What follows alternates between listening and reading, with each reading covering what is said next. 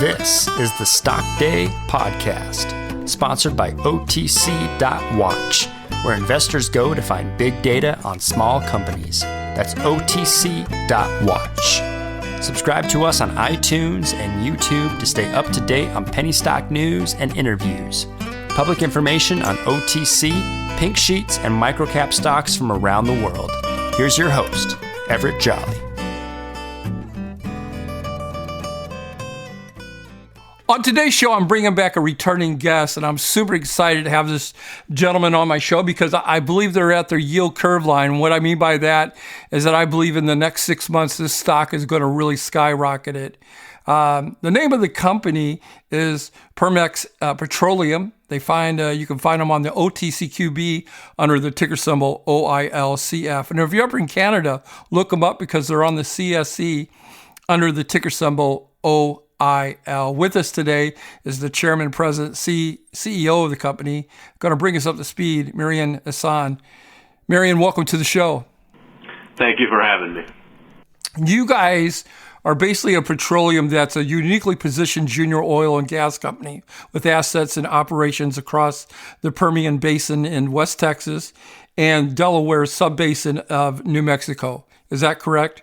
That is correct. We own and operate both in West Texas and Southeast New Mexico. Last time you've been on our show, like I said, I mentioned it earlier, was back in November of last year. I know you guys have been doing a lot of work, so if you would, for my listeners, bring us up to speed. Where are we at in the growth of the company, and where do you think we go from here? We have been quite active, both from a corporate standpoint and operational standpoint. From a corporate standpoint, just to sum it up, we did proceed with an NYSE uplisting. We did obtain the approval and certificate from the NYSE. We went through the SEC comments. The company did essentially get approved. However, we ended up ourselves delaying it a bit.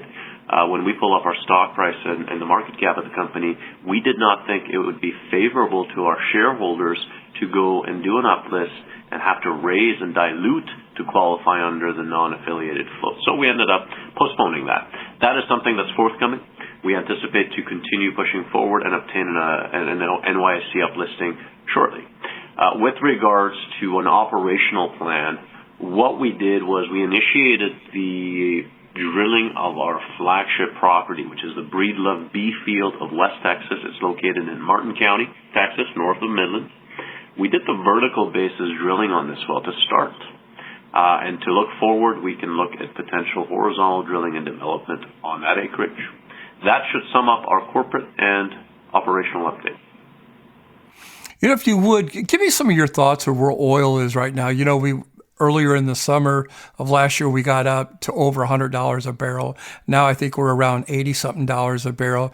Your thoughts with the geopolitical, what's going on between us and China and the rest of the world. Give me your thoughts on oil prices, if you would. Sure. Not discussing us blowing up their balloon. we do have issues coming out of China. Listen, their demand is not that high. The numbers are coming short. That being said, though, you're noticing today, for instance, oil prices jumped and spiked for $2 to $3 on the WTI basis and $4 on the Brent basis. Geopolitics are going to continue playing a role on a macro level within oil prices. I personally am a contrarian when it comes to these things. I don't believe oil belongs over 100. I've always been a firm believer that oil, based on the equilibrium supply and demand, belongs anywhere from $65 to $85. And if operators cannot operate at a profit margin when oil is within that 65 to 85 range, frankly, they don't belong in this industry. Got it. I want to change gears here for a second. What are your thoughts and expectations moving forward with the company here in the next 6 months? I think from a corporate standpoint, as I alluded to, we will move forward and continue with an expansion into the NYSE market. The goal of this company is not to contain itself to the OTC markets on the U.S. side. On the Canadian side, we will consider an uplisting once we are on the NYSE on the U.S.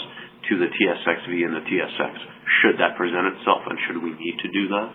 From an operational standpoint, we will begin our horizontal drilling and development. Once that is in. I anticipate the cash flow to be driven from that sometime in May and hit the balance sheet. We will proceed with the second well. Again, keep in mind, we had 2 wells permitted. One of them, we have already drilled a vertical basis. We have ran the tests on a vertical basis. They are favorable. Now we are looking at conversion to the horizontal side. Once that is achieved, we will move to the next well and do the same. And keep in mind, all in all, we have 60 locations to drill and develop. And that's exactly what we are going to do. Are you guys going to farm that out, or are you going to bring it up yourself? Excellent question. So there are methods that we can do. First and foremost, let me state this. Our company is broken down into around 27% insiders and management owned, so extremely aligned with our shareholders, and around 33% institutional owned. So we are as aligned as it comes with our shareholders. Non-dilutive methods of financing are the best way to do it. So if we can do farm outs, we'll do farm outs. If we want to divest of some of the offset acreage that we own, smaller, we will do that as well.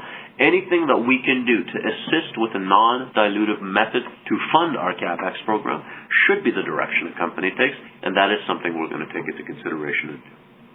Yeah, I was looking at your company. The 52-week low on it was like $1 and change. 52-week high on it was like $22 and change, somewhere around there. Your stock price currently now is trading around $5.69 with a market cap of only $11 million, which blows my mind. This is my personal opinion. I'm entitled to it. Grossly undervalue pertaining to the things that could happen here in the next two quarters. All that being said, why should they become more interested in Permex Petroleum Corporation, that being the shareholders and people who are listening to the show today? You know, I invest in a lot of oil and gas companies myself. I never give credence to oil and gas juniors on their probable and exploratory reserves. So I don't expect any investor out there to give any value to the company's probable or exploratory reserves. We haven't earned that right. Let me be very frank, as a junior company. But if you just look at our proved reserves on a last year's basis, you'll notice the valuation is insanity. To be traded at 10% of our proved reserves, last year's proved reserves, which this year's reserves will be updated shortly and the numbers will look much different, the valuation is there. The opportunity is there. So investors, with their own due diligence, what I would recommend, again, is compare apples to apples. Compare a junior company that has no debt on the books. We have no debt. That has 27% management skin in the game. That has institutions out of New York participating, large institutions. All of these align it as a company that's not going to be in stagnation formation. It is in the trajectory of growth. Company that we're highlighting today here on Stock Day is Permex Petroleum. You can find them on the OTCQB under the ticker symbol OILCF. Again, if you're up there in Canada, look them up because they're on the CSC under the ticker symbol OIL. Sir, I'm going to give you the last word. What is it that you want my listeners, your stockholders, to take away from today's interview?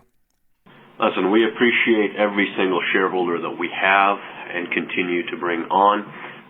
What I do, again, the last comment I would have is do your proper due diligence on every single investment you do. I want to thank you for coming on the show, Mehran. Hopefully you'll come back in the next month or two and give us an update of what's going out there in Texas and also in New Mexico. Excellent. Thank you. This program is entirely sponsored and produced by La Jolla Media, LLC, which is responsible for the content. The opinions and information provided on this program are for educational and research purposes. Stock Day encourages all listeners of this program to do their due diligence and research when determining investment strategies that will work for them, or to seek the assistance of an investment professional.